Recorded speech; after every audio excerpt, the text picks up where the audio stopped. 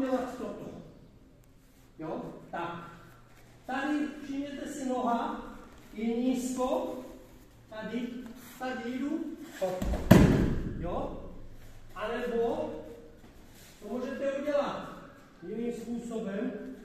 Nastoupíte sem, tady si soupeře vytáhnete ho a hodím ho tak. Jo?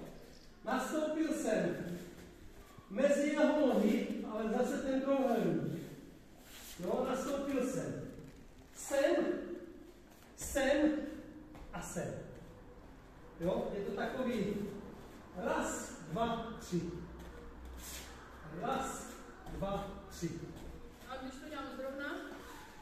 Zrovna se to nedá udělat, protože bych se nevytočila tím.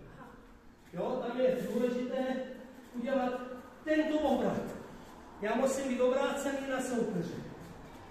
Tajotoši zápasové se dělá tak, že vlastně já mu sevřu ruku do. Dělám to.